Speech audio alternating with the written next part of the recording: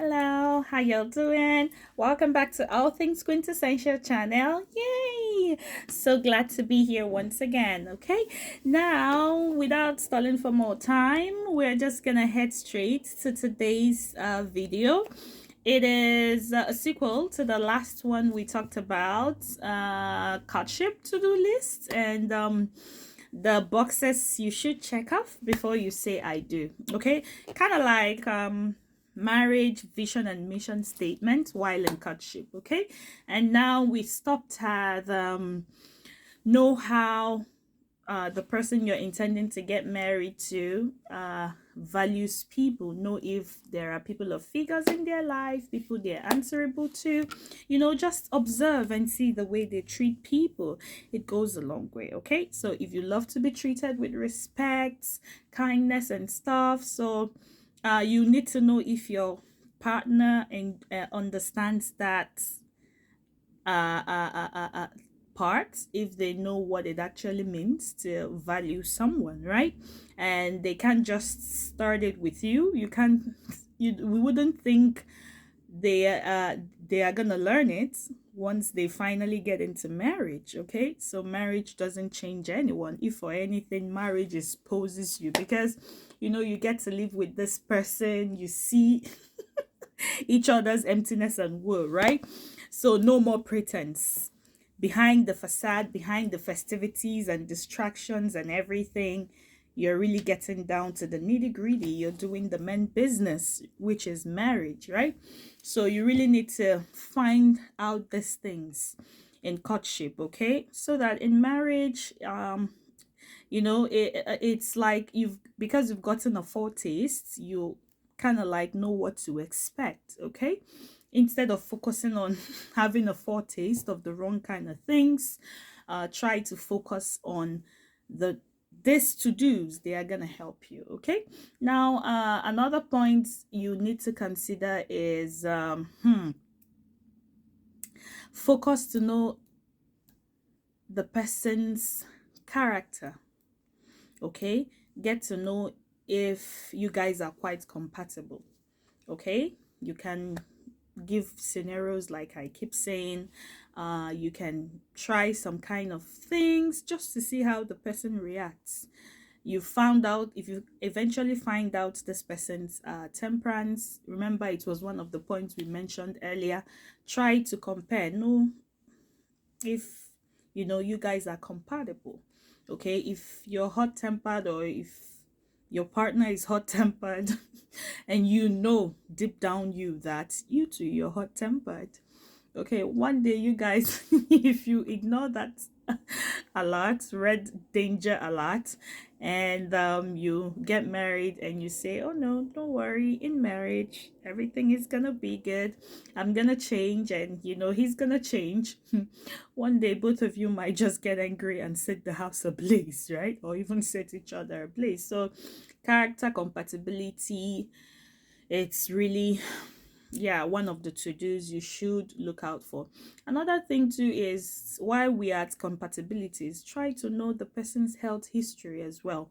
Okay, try to know, do the compatibility test or check health wise, check your genotypes, check your blood groups, get to know if this is actually someone you're looking to spend your life with. You need to know if for the guys, if for the girls, the guy have popped the question, before you say I do, you should be able to know these things, right? If another thing is, if say the person has some health challenges and you feel this is something you can manage, as God is enabling you, it's something that you wouldn't feel strained or dejected or overwhelmed in marriage, is something you can be able to handle, by all means, courtship is the time you get to know each other, right? Even their health history, their records. Are you guys compatible genotype wise, blood group? Is there any family sickness or disease? Is there something I need to know and stuff? Yeah. And also Another thing would also be try to know if this person is if this person has family issues, right? If this person has, most times we try to ignore that. Is totally a different perception if you're coming from a single, a home where there's single parents, and a home where the normal model of a home or a family where both parents are around. The school of thoughts, and it's a whole total difference. This is an issue you cannot turn blind eye to. You really need to sit down and discuss this. You really need to try to know the cause of the whole thing. Try to get to the root of it. Don't just take the partners or the ladies or the guy's story for that. Try to find out things for yourselves. Try to see your partner's point of view.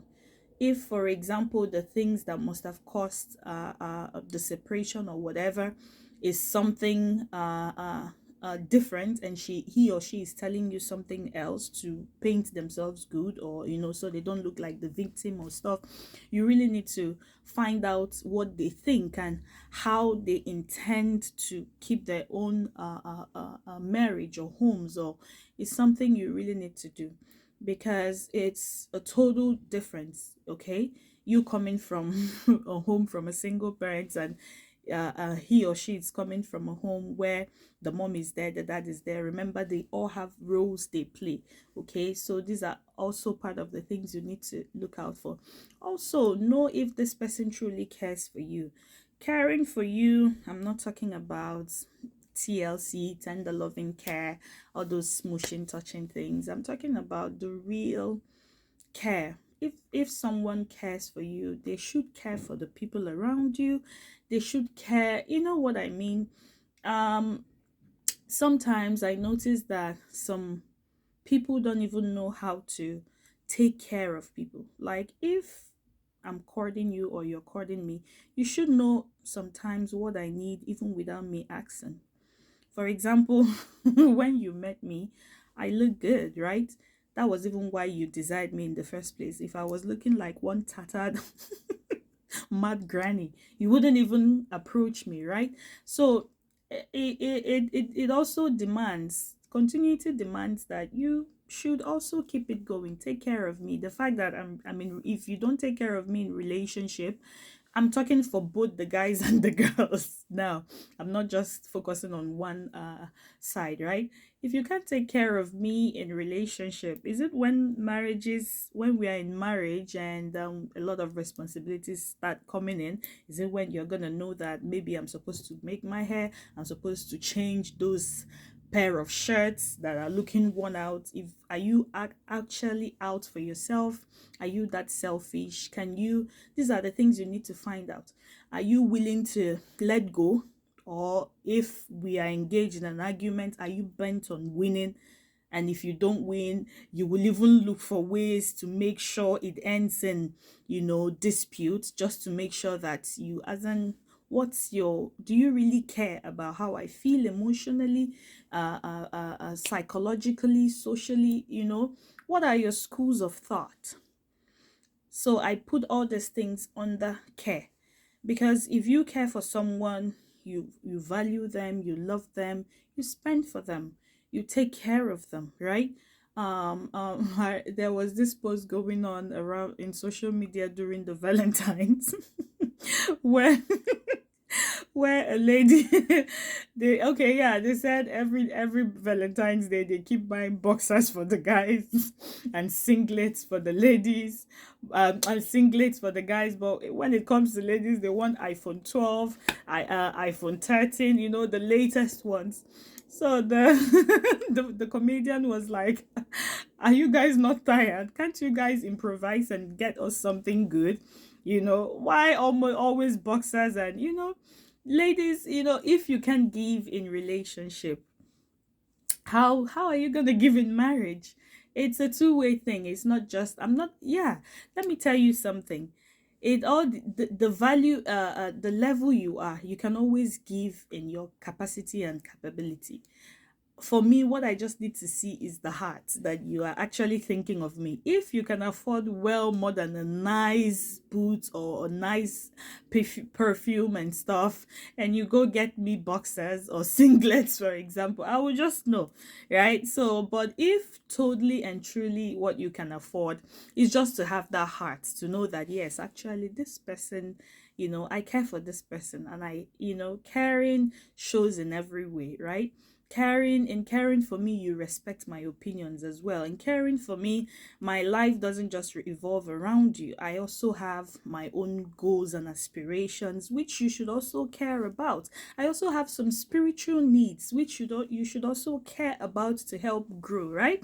So these are many more, the signs, are the things, are the to-dos everybody should look out for. Then another one also is, before you also get married, it's also nice to check off this family planning to-do list. Yes, okay. Sometimes the lady might be more family oriented and love children and stuff. Sometimes the guys, they just want one child. Maybe because they don't want attention shifted, they still want their wives or whoever to still remain in a nice physique and stuff, and they don't just want, much children and stuff. So it's always nice to discuss all these things in relationship. How many kids are you looking to have? What are their names? It just, just to be proactive. I totally understand. There's a place, some people would say, how about if you plan out all these things, and are you God? Do you know how it's gonna play out and stuff? But you're not God, right? We are all looking up to God to help us. But there are still some things, like the things I listed, they are the things you also need to focus on, right? There are things you can also find out for yourself. Just like, for example, you're embarking on a journey, there are things you need to make sure, do I have my bag? Check. Do I have this? Check. You try as much as possible to have your own to-do list that you check out. For each person, for each individual, it might differ, but don't just get so interested and be caught off in the pleasures of relationship, that you forget to do the needful, because some people get into marriage so clueless. Okay, yes, finally we were grinding to get married, now we are married, now what? Okay, you know some feel lost. Okay, but if during courtship you were outlining these things, what are your goals, what are your aspirations, where are you looking to be, are you do you have a traveling out in mind, what are your plans should in case you travel out for your family, all those kind of things. Those are the things you really need to discuss about. And also, while you're at it, also think of your long-term financial goals, investments, okay, for yourselves, for the kids. Okay, think of it, no matter how small. If you spend, don't spend everything. Try as much as possible to set something aside, right? For the kids as well, for your wives, for your husband. Try to plan financially. Okay, you don't want it to weigh you down. Just like I said, family or marriage is a serious business. You can't afford to okay, you can't afford to play with it. And another thing I noticed is, once you get married, everyone, all eyes are off you in a way. So if everyone confers on you a certain level of entitlement and responsibility, they feel, oh, for you to be able to get married, you got this. So if you were getting those little helps once in a while, everyone is going to let you be, because you have a responsibility now. You need to stand up to the challenge, right? And you wouldn't want to fail your partner, you wouldn't want to fail your children, you wouldn't want to fail the people around you, right? So you really need to look out for them. Don't be caught up doing the wrong things in relationships, because those are gonna fade away and you're gonna get into the men business. So try to know about all these things, right? There are so many of them. There are lots of things, though you can't know everything. That's the truth. Also, another thing is try to know if this person, I think I would have mentioned it in if this person is family oriented. Okay, remember, you're not marrying for yourself alone. You're also marrying or modeling the kind of a father you would have or mother you want your kids to have. Okay, is this someone that can train up a child? Is this person family oriented? Or if I have a baby, I'm I'm gonna suffer, and they wouldn't even want to help with the chores and stuff. So it depends on what you want, just like I said. Some, and also there are I have types of marriage that I've actually outlined. One, there is, say, brother sister relationship type in marriage. That way, you know, there is no there are common grounds, right? You're like siblings working together. There are also the father to child kind of marriage, whereby you're like the baby and your husband is taking care of you, doing everything. Yours is just to do give birth and mind the home and stuff. That's seen when so maybe you marry an elderly person. Okay, so that type of marriage, these are the things you discuss with your partner. Do you like the competitive kind of a wife? Not competitive in a bad way, like a go-getter, always trying to, the career type? Do you want the homely type? What's your model in a woman? What do you want? What kind of home do you want to see? Or you too, you too, you ask, like, what do you want to see in your husband? Like, how do you want your kids to see him? What kind of father do you want him to be? What kind of husband do you want him to be? Are you used to the father to child relationship? Maybe because of the type of relationship you have with your dad, you will also want that type in your marriage and stuff. So these are the things you need to discuss, because if you don't and you feel it's normal, don't worry, we'll sort it out. Let's get in there. you know hmm hmm Hmm. Okay. So it's these are the things you really need to look out for. Also, all these things, they take time. They take time. Reasonably, someone was also asking me, what's the duration of courtship? How long should it be? I'm like, that's why I'm so I don't want to delve into this relationship of a thing, because different in the different strokes for different folks, right? For someone, it might take up to 10 years before you even understand them. For some, you they are as they come, right? You see them as they are within 6 months, but I should say approximately within 1 year. Okay, courtship, you should be able to get to know somebody within the year, and within 1 year you should be able to find out, basically, if not 100% of these things I listed, 70 or 80%, you should be able to know, and you could like say this is this person. For some, it depends on the individual. If you're moving with the introverted type, honestly, it might take donkey years for you to even understand them.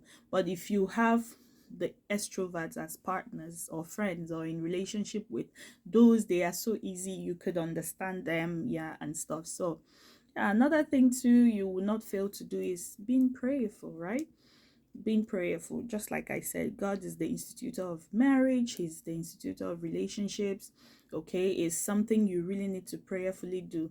I mentioned earlier, we are caught up doing the wrong things, chasing the wrong priorities. Meanwhile, that was not what it was intended. And when the purpose of a thing is not known, abuse is inevitable. But if you can like define your relationship from day one, what you want, there are types of relationship out there, but I'm going for the godly ones, because that is what that's the model, right? That's how it should be. And it's not also late, right, for you to chart your course to the kind of relationship you want. You can, before marriage. All these things, it will be better you try to get to know them before it is late. Okay, thank you so much for sticking around, and do have a good day. I hope this helps someone out there. Okay.